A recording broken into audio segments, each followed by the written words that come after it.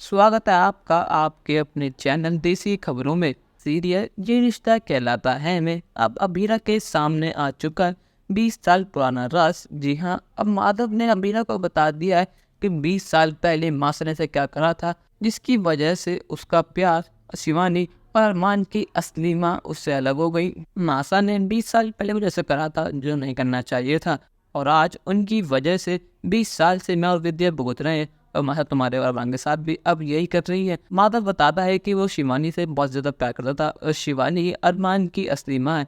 मैंने उससे शादी कर ली थी, पर लेकिन शिवानी मासा कोई फूटिया नहीं पाती थी, क्योंकि शिवानी एक अमीर खानदान की बहू नहीं थी। शिवानी एक मिडिल क्लास फैमिली से बिलोंग करती थी।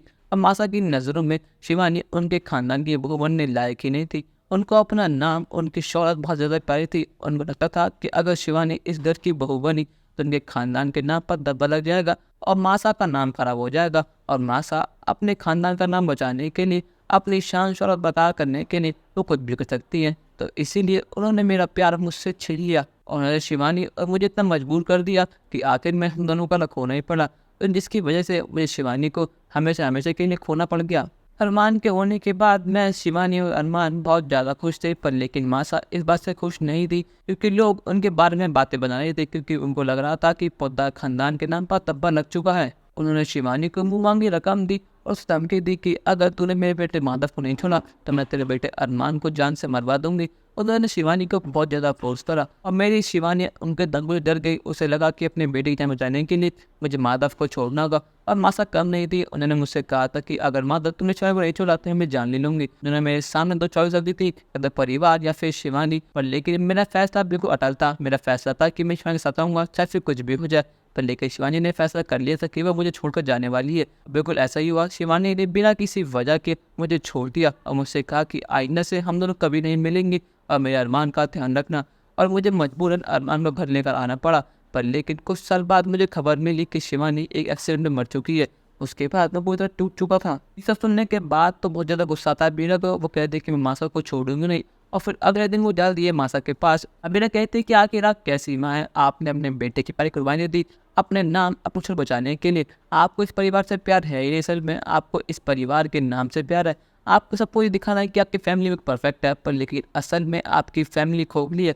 आपको अपनी फैमिली से नहीं, बल्कि अपने नाम, अपनी शोहरत से प्यार है। क्योंकि जो आपने शिवानी जी के साथ करा था, जो है माधव जी के साथ करा था, वो बहुत ज़्यादा बुरा है। लेकिन जिस दिन अरमान को पता लगा कि उसके असली माँ की मौत के जिम्मेदार आप हो, ना कि माधव जी, ना कि बीमारी, तो अरमान आपसे दफा करने लगेगा। जो अरमान आपको इज्जत करता है, जब हर बात मानता है, उस दिन के बाद से अरमान आपके खिलाफ हो जाएगा। क्या आप चाहती हैं दादी साहब? दादी साहब, आप एक हत्यारी हैं। आपने एक परिवार खत्म कर दिया। आपने शिवानी जी की जान ले ली और अरमान को उसके से दूर कर दिया। अरमान को एक नया घर तो मिला, पर लेकिन अरमान इस घर में खुश था ही नहीं। अरमान को लगता है कि उस पर एक बहुत बड़ा एहसान हुआ है। वो आज भी इस बात का एहसान मानता है कि इस घर वालों ने उसको अपना लिया, पर लेकिन कहीं ना कहीं ये घर वाले उसको आज भी नहीं मानते और मानते हैं कि अरमान पराया है। पापा से कहते हैं कि तुम्हें पता ही क्या है कि परिवार में होता क्या है। जो मैंने करा बिल्कुल ठीक करा, और वो लड़की माता जो ठीक थी ही नहीं। वो लड़की भी तुम्हारी जैसी ही थी, अकलू।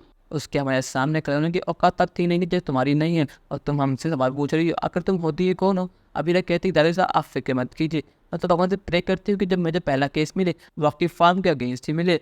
पर लेकिन ये सारी बातें सुन ली है अरमान ने। अब अरमान के सामने तक आ चुका है कि 20 साल पहले जो कुछ हुआ था वो सब, और किसी का नहीं मासा किया धरा था। अब अरमान क्या करेगा? अपनी राय हमें कमेंट में ज़रूर बताइएगा। चैनल कब तक नहीं सब्सक्राइब तो कर लीजिए। धन्यवाद।